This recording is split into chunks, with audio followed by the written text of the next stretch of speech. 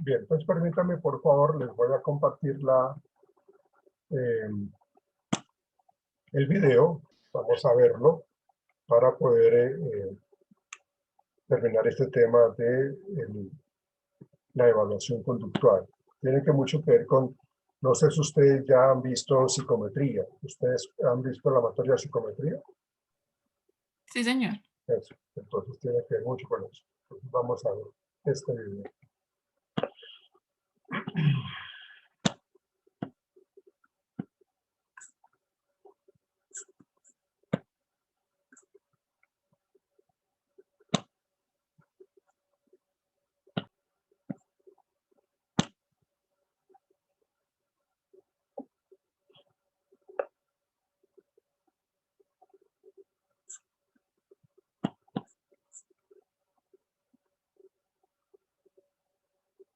Me dicen, por favor, si escuchan.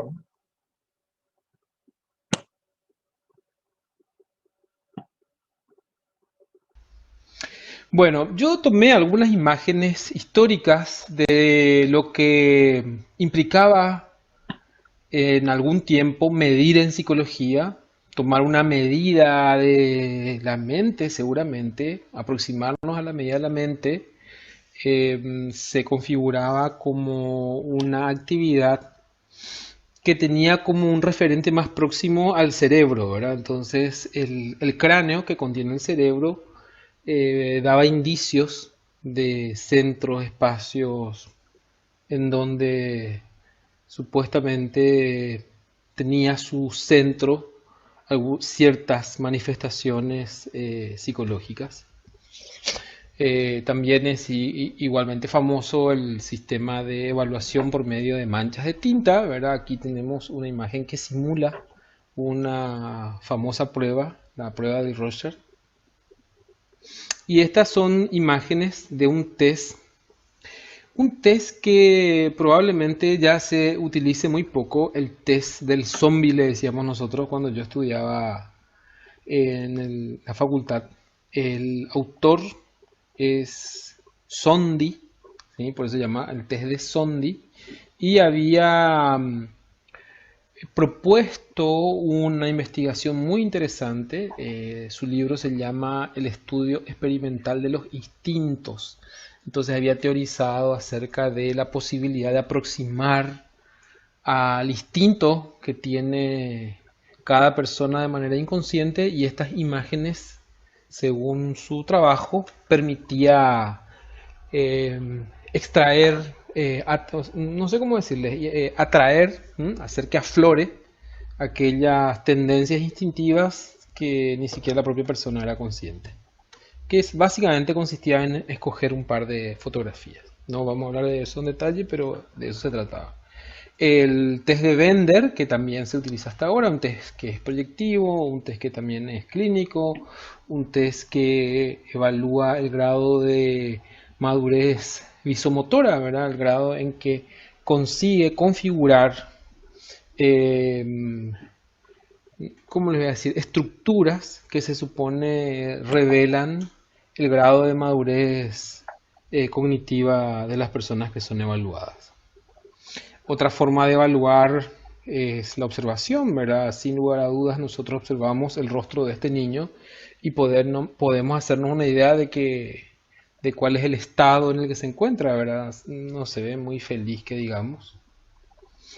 Y bueno, se supone que en la medición hay un diálogo entre dos personas, un intercambio en el que uno obtiene información de la otra persona. Claro que es una cuestión, como dije, es dinámica de interacción, entonces el que da también recibe, etcétera, ¿verdad? Entonces el proceso de evaluación tiene esos elementos.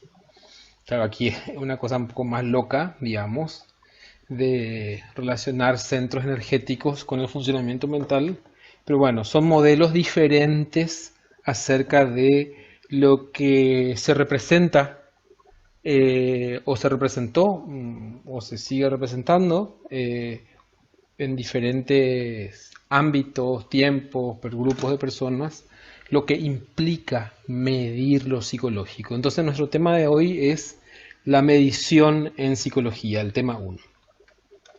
Antes de avanzar, me gustaría señalar simplemente que psicometría como una rama aplicada de la psicología y que se concentra en la posibilidad de medición o en las mediciones de lo psicológico, tiene como tres grandes ámbitos de interés y desarrollo. Un ámbito es la teoría de la medición, que vamos a tocar algunos puntos centrales de ese ámbito ahora. La teoría del escalamiento, que sería la unidad siguiente, y la teoría de los test, que le vamos a dedicar un poco más de tiempo a eso. La teoría de los test tiene que ver con la confiabilidad, con la validez, con qué tan próximo o qué tan próxima se encuentra una evaluación o una puntuación del atributo que se supone que estamos buscando medir. Entonces, bueno, de esto se trata, ¿verdad? Medir en psicología es poder establecer con algún grado de confianza la magnitud o una aproximación a la magnitud de características generalmente internas que no son directamente accesibles, visibles, observables, que tienen que ver con el mundo de lo psicológico, lo comportamental, lo emocional, lo volitivo, ¿sí? Y que en cierta medida define la dirección de nuestro pensamiento y de nuestra conducta. ¿Cuáles son los contenidos de esta unidad? La importancia de la medición en psicología, los instrumentos de medición en psicología, la estructura que tienen los instrumentos de medición en psicología y una evaluación acerca de la calidad de las pruebas psicológicas. Aquí en algunos puntos se superponen con la práctica, con la diapositiva que ya subí, pero bueno, lo que redunda no daña, dicen algunos. El problema de la medición, ese es nuestro primer punto. Y la medición es un sistema que está estrechamente relacionado con toda la actividad humana en un sentido ambivalente, ¿sí? Robinson, en un libro lindo, una linda encuadernación tratando de integrar los desarrollos históricos acerca de la medición, plantea que solemos aceptar que las medidas son necesarias para que la civilización florezca, pero tenemos la sensación de que reducen los valores humanos a números inhumanos como en forma de archivos, ¿sí? Y en este tiempo de aislamiento estuve leyendo un par de autores diferentes y justo ambos en alguna parte trataban el tema de la cuantificación, la medición y sobre todo el desarrollo de la civilización, ¿verdad? Y ahí aparece también en uno de estos autores esta discusión acerca de si la monetarización, es decir, la cosificación de la relación humana, genera una sensación de pérdida de humanidad, ¿verdad? Pero no hay duda de que la cuantificación en algún momento se hizo necesaria para poder establecer sistemas justos de intercambio, ¿verdad? Entonces hace muchísimo tiempo que el ser humano tiene una fascinación por la medida y la exactitud.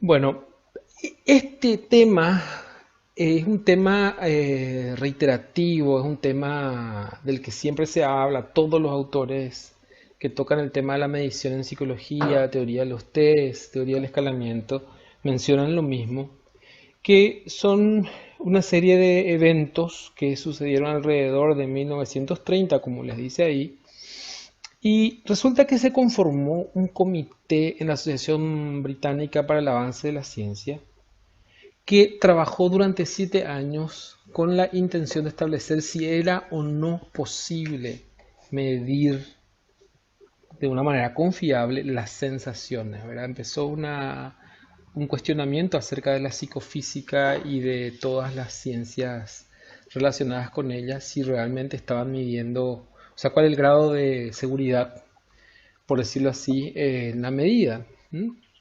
Y para ese trabajo fueron convocadas personas de la sección A, que como dice ahí en la imagen, pertenecían a la sección de matemática y física, y la sección J, que correspondía con el área de psicología. Y el encargo era el de analizar la posibilidad de establecer estimadores cuantitativos de eventos sensoriales, es decir, cómo podemos cuantificar el proceso sensitivo, sensorial, subjetivo, interno de un ser humano. En síntesis, ¿es posible medir las sensaciones humanas? Esa es la pregunta. Bueno, el comité trabajó muchísimo, como dice ahí, trabajó durante 7 años y la conclusión a la que llegaron en un informe firmado por Campbell como el responsable de esa comisión aseguraba que no es posible. O sea, en definitiva, ¿verdad? Claro que hicieron un análisis bastante amplio y profundo y concluían que no era posible y sobre todo porque no era posible establecer un sistema de correspondencia uno a uno entre el sistema numérico y aquello que se mide, que es la sensación que aparentemente no tiene una unidad de medida, por lo menos obvia, evidente. Quien describe esto es Stevens. Stevens, unos años después, en 1946, publicó una respuesta. Claro, esto está en un trabajo posterior a Stevens, ¿verdad? Comenta que él respondió con un artículo y en esa respuesta había esbozado lo que unos años más tarde enunciaría como una definición de la medición y que sin darse cuenta dio un impulso impresionante a la posibilidad de medir y obviamente es la responsable esa, ¿cómo le voy a decir? Esa audacia que tuvo de desafiar el trabajo de un equipo bastante respetable y serio, pero como él no estaba convencido, él hizo su propia investigación. De hecho, que el trabajo suyo se puede descargar en internet, hay traducciones en español. Yo les voy a subir ahí a la plataforma para quienes quieran leer. Y hace un análisis muy interesante. Él vuelve para atrás y trata de desenredar el sentido mismo de la matemática. Y cómo es posible ponerse tan rígido o tan firme con relación a la dificultad de medir si la propia naturaleza de los números es arbitraria, no se trata de una medida empírica propiamente. Pero bueno, no les voy a quitar el placer de leerle a Campbell, perdón, a Stevens en su respuesta a la comisión dirigida por Campbell. Entonces, Stevens lo que plantea es lo siguiente: medir es asignar numerales a objetos o acontecimientos de acuerdo con ciertas reglas. O sea, ¿qué dice eso? Que yo asigno un número y establezco con qué sistema voy a establecer, voy a asignar esos números. Y punto. No hace falta que cumpla ningún principio más. Y aunque la definición de Stevens haya significado un avance importante, que es lo que estoy leyendo aquí del material, para los procedimientos de medición en ciencias sociales en general y en particular para la psicología, es decir, esa propuesta de Stevens apoyó mucho las ciencias sociales en general, ¿verdad? Porque plantea un sistema mucho menos restrictivo, es decir, no exige demasiado para que se dé esa posibilidad de medir. Podemos considerar que incluyéndole a la psicología, los procesos de medición son un poquitito más complejos que esto que había planteado Steven en su momento, ¿verdad? Procesos que no son tan obvios para la intuición, plantea Nunnally. Y Nunnally es un autor ya fallecido, muy reconocido en el ámbito de la psicometría. Escribió en los años 70 un libro que se llama Teoría Psicométrica y probablemente después de un aporte importante en los años 50, el trabajo de Nunnally probablemente es la integración más completa sobre teoría psicométrica. Y él plantea que estas reglas para medir la mayor parte de los atributos psicológicos no son tan obvias. Es decir, no es que asignamos nomás número como se nos antoja, sino que es un poquito más complejo, ¿verdad? Y Nunnally se encarga de abordar los problemas más complejos en términos de la teoría psicométrica, así que es una cuestión muy interesante. Por eso es que a veces, para muchas personas, psicometría se vuelve un poquito intricado, medio difícil, medio que no da gusto. Para mí, todo el ámbito de la psicología, todo lo que tenga que ver con psicología, yo considero fascinante y yo creo que ustedes van a darse cuenta que con un poco de paciencia y apertura, psicometría no es la excepción, ¿verdad? Es bastante interesante, da gusto, pero tiene estas cositas, tiene sus bemoles que tienen que ver con las cuestiones estructuradas, lógicas, complejas y analíticas, ¿verdad? Que hay mucha gente que no le agrada mucho, pero insisto, esa no debería ser una barrera. ¿Por qué es importante medir? ¿Por qué no? ¿Por qué si nosotros queremos trabajar con la mente, por qué no renunciamos nomás a esa idea de tener que andar midiendo, haciendo cálculos y todo eso que es tan argel, tan tedioso? Entre paréntesis, lo estoy diciendo en forma irónica porque la psicología, muchos psicólogos hicieron aportes muy importantes al mundo de las matemáticas y de la estadística porque están bastante cercanos, ¿verdad? Si ustedes recuerdan, Platón hablaba de que el alma humana inmaterial estaba compuesto por números. A veces, digamos, esa idea de que lo numérico es material, inhumano y frío está un poco equivocado, ¿verdad? Pero vamos a ver ahora cuál es la importancia de la medición, para no irme demasiado por las ramas. La medición tiene 4 utilidades, por lo menos 4 utilidades, ¿sí? Primero es que permite un grado de objetividad que de otra manera es muy difícil de alcanzar. Por otra parte, la cuantificación en sí misma, a partir de la medición, permite establecer diferencias, aunque sean pequeñas, pero importantes y radicales, con significaciones prácticas útiles, ¿verdad? Entonces, al establecer un sistema de medición es posible asignarle valores cuantitativos y a partir de estos mejorar nuestro sistema de valoración, ¿verdad? También la medición mejora el proceso de comunicación porque permite hacer referencia a un sistema bastante sólido que es el lenguaje matemático con el que se pueden expresar atributos, ¿cómo le voy a decir? Presencias, atributos, intensidades, etc. Y economía, porque permite, en relación con lo anterior, comunicar resultados, características de una manera mucho más simple, apelando al lenguaje de la cuantificación. Entonces, la medida es muy importante porque de hecho también es el responsable de que la psicología se haya ganado un campo de acción y una penetración muy importante en distintas disciplinas y eso está estrechamente enlazado con la aplicación, la implementación de sistemas de medición cada vez más complejos, pero útiles sobre todo en el ámbito de las ciencias sociales y económicas desarrolladas desde la psicología.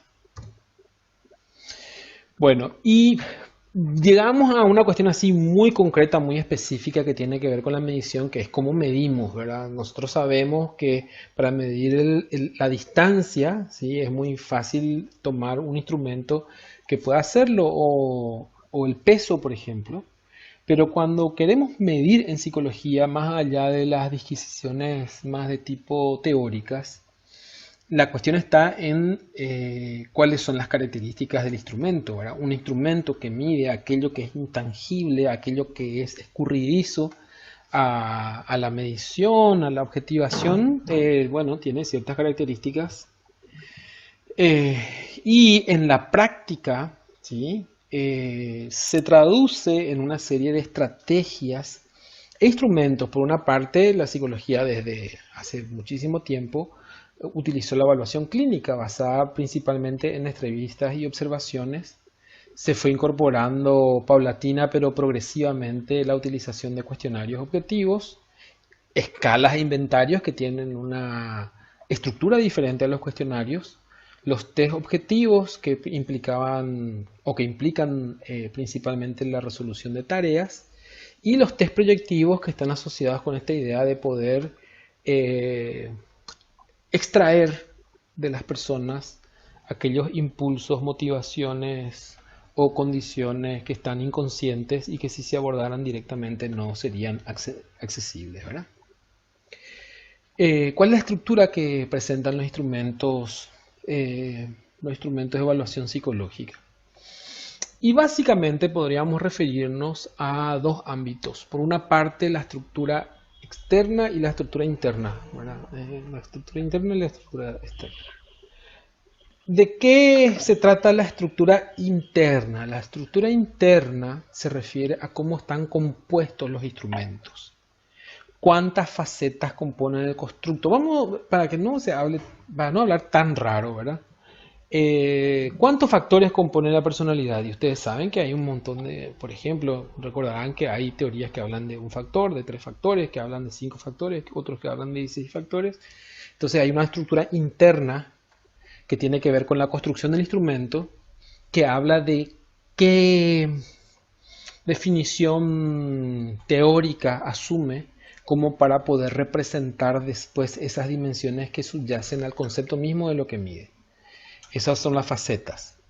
Y la tabla de especificaciones, que es un requisito central. Nosotros vamos a poder ver eso, vamos a abordar el tema de la elaboración de instrumentos, y una herramienta fundamental antes de empezar a redactar reactivos es elaborar una tabla de especificaciones en donde se especifiquen con absoluta claridad cuáles son las dimensiones que componen el instrumento y qué tipo de reactivos van a incluirse dentro de la medición para poder conseguir medir aquello que se quiere medir, ¿verdad? Y una estructura externa que tiene que ver con el nombre del instrumento, las instrucciones, el tipo de tarea, cómo se corrige y cómo se interpreta.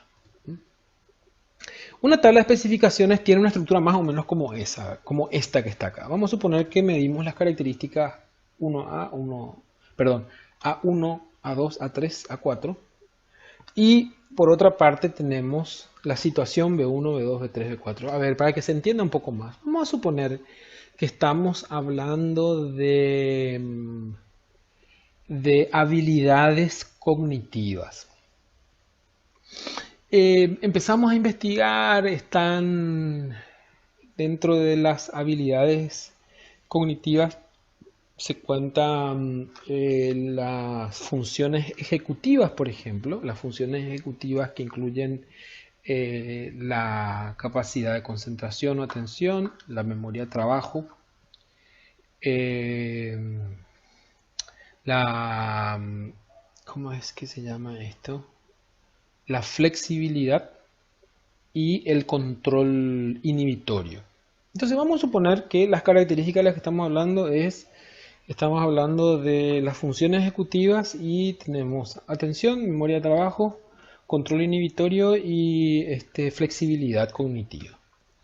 Pero en las situaciones, o sea, si tuviéramos que nosotros evaluar eso, haríamos tareas relacionadas con estas, pero los contenidos serían referidas a la familia, referidas a la escuela, si se trataba de niños, ¿verdad? Y se referiría, por ejemplo, al juego, ¿m? Porque a lo mejor estas funciones son diferentes dependiendo de ese contexto. Entonces vamos a suponer que ponemos 4 contextos, 4 funciones cognitivas, y como ven, la combinación de esto conformaría el universo de reactivos que van a ser incluidos dentro del test, ¿verdad? Entonces en esas casillas en blanco pondríamos los reactivos que tienen que ver con A1B1, A1B2, A1B3 y así sucesivamente. Esa es la estructura interna referida a la tabla de especificaciones. Una tabla de especificaciones también puede verse de esta manera. Esta tabla creo que utilicé yo un trabajo hace mucho ya, casi A ver, 25 años puede ser, no mucho, 20 años.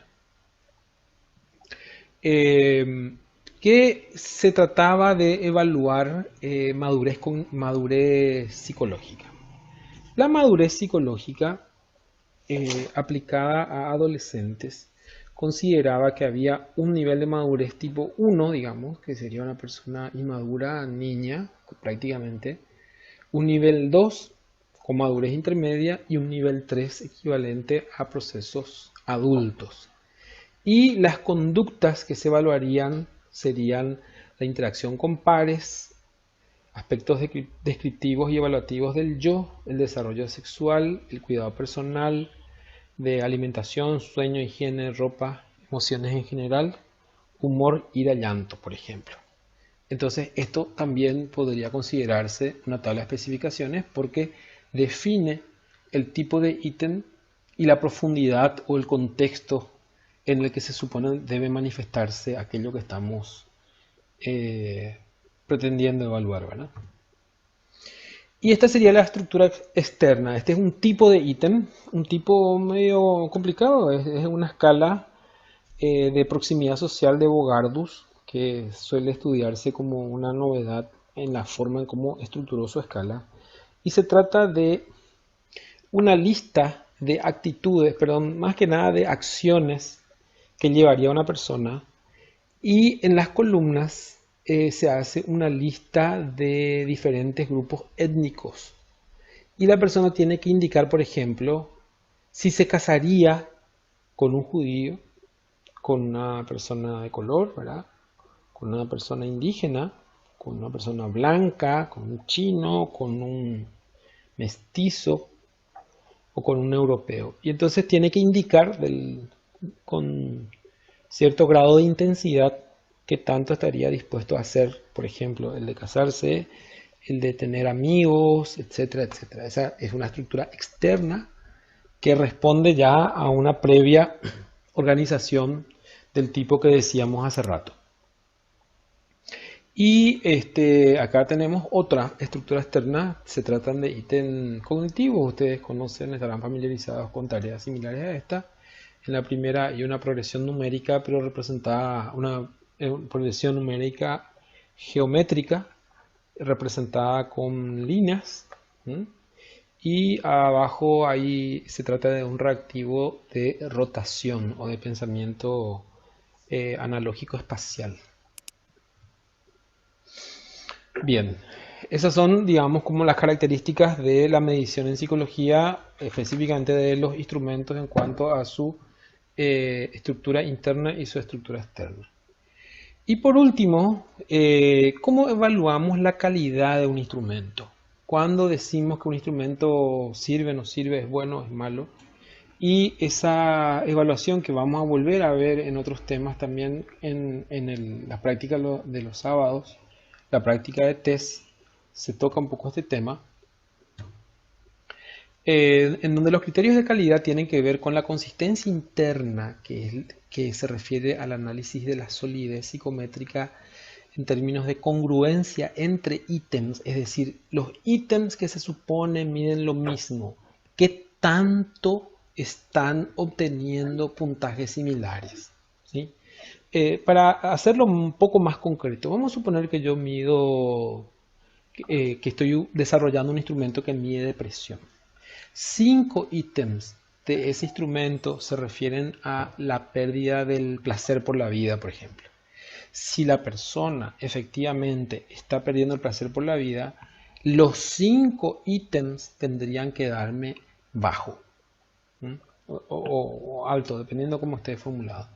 Tienen que ser congruentes entre sí, porque si no, quiere decir que no están midiendo lo mismo, ¿verdad? O la persona no está leyendo o está mal aplicado, pero si todo se hizo bien, quiere decir que los ítems con los reactivos, el instrumento no está apuntando hacia lo que se supone que está midiendo, ¿verdad? Y de eso se trata la consistencia interna. Por lo general se habla de que una consistencia interna tendría que ser de al menos 0,75, pero bueno, vamos a ver si tenemos oportunidad de hacer pruebas y vamos a discutir un poco este criterio que no tendría que aplicarse de manera tan rígida, ¿verdad? Y en algunos casos tendría que ser un poco más alto porque da un margen de error así un poco elevado.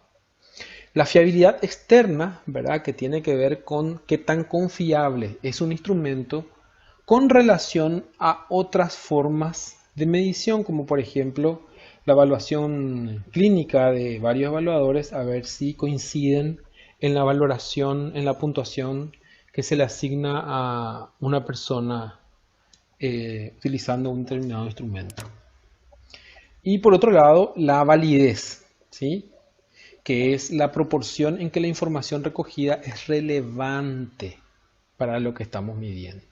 El grado en el que el instrumento mide aquello para lo cual fue construido. A veces decimos cuando mide lo que pretende medir, pero es inexacta esa definición, ¿verdad?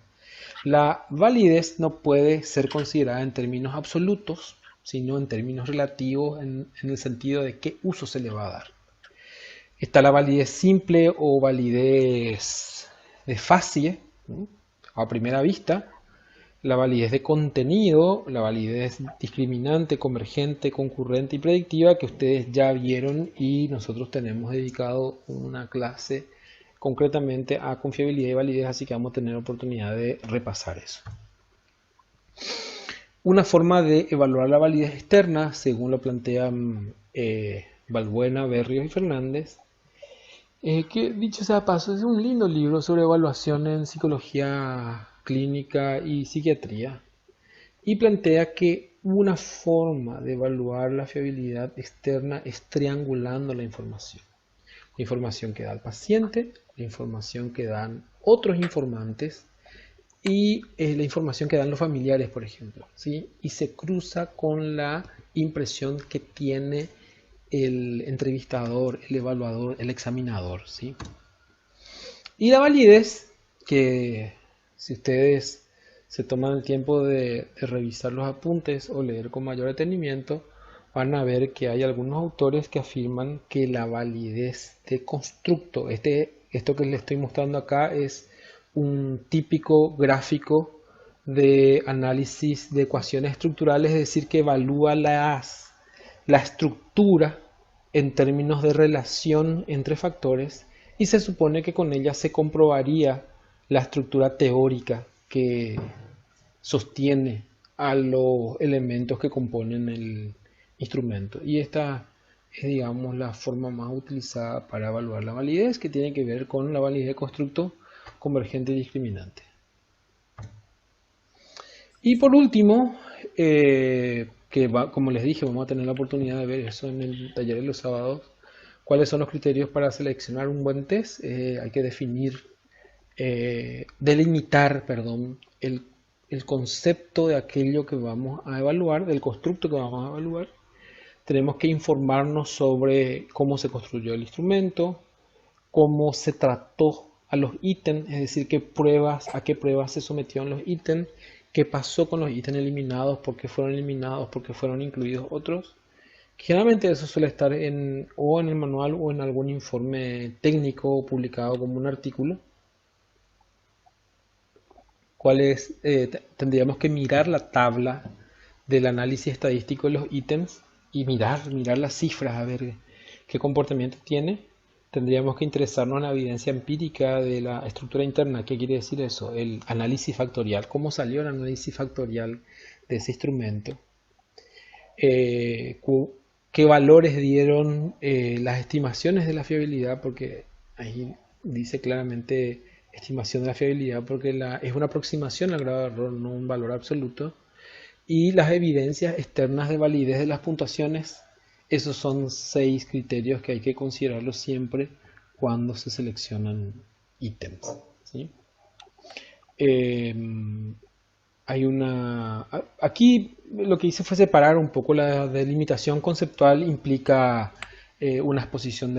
buscar una exposición del concepto, cuáles son los fundamentos teóricos de ese concepto, cuál es la definición operacional, qué tabla de especificaciones utilizaron, cuál es la definición sintáctica y cuáles son las relaciones operativas, ¿sí? Y cuando cómo fueron construidos los reactivos y cómo fueron evaluados, habría que considerar no solo la tabla de especificaciones, sino cómo se redactaron los ítems, los redactó una sola persona, se formó un equipo, cómo eran aprobados finalmente, ¿sí? Cuál es el origen de la construcción léxica de cada uno de los reactivos que componen la prueba, evidencia sobre la confiabilidad y validez, eso que ya vimos hace un ratito, que aquí simplemente está desarrollado y que yo les voy a subir para que ustedes puedan ver con mayor detenimiento, ¿sí?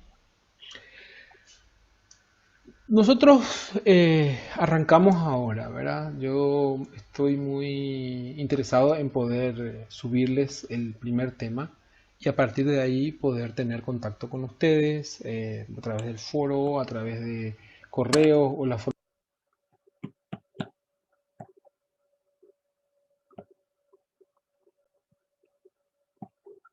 Bien, muchachos. Precisamente cuando se habla de psicometría, que se habla de la evaluación que se emplea en psicología.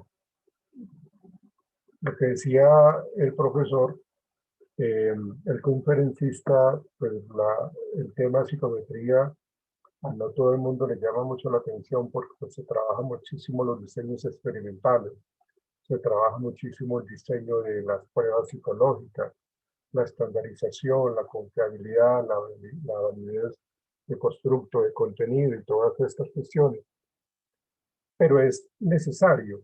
De hecho, lo que uno empieza a aplicar, las pruebas que ya están, digámoslo así, en el mercado psicológico, ya están para precisamente poderlas aplicar, que es lo que uno utiliza en los diferentes procesos. Uno, si son educativos, si son organizacionales, si son jurídicos, si son clínicos. Pero tiene que ver con todo ese tema de la evaluación conductual, tiene que ver con todo ese tema de la evaluación psicológica y hay un campo grandísimo dentro de las asignaturas de la formación en psicología que es la psicometría, que fue la que acabamos de ver, ¿sí? Entonces, eso era lo que yo les quería compartir. Muchachos, nos veremos entonces mañana. Hablaré yo entonces, dile Valerie, por favor, a Paola Guerrero que se comunique conmigo para mirar a ver qué tipo de actividad tiene que trabajar para que pueda cumplir con su compromiso. Vale, profe, yo le indico. Gracias, Valerie. Muchachos, muchas gracias, Listo, señoritas. profe. Un Muchísimas feliz día, gracias. por favor, cuídense y nos vemos mañana, ¿ok? Igual, profe. Chao, que Ok, estés bien. profe, Chao, que estés bien. gracias. Gracias, Chao, profe. Gracias, profe. Chao, Chao. profe. chao. Gracias, profe. Chao. Gracias, profe. Hasta luego, que estén bien.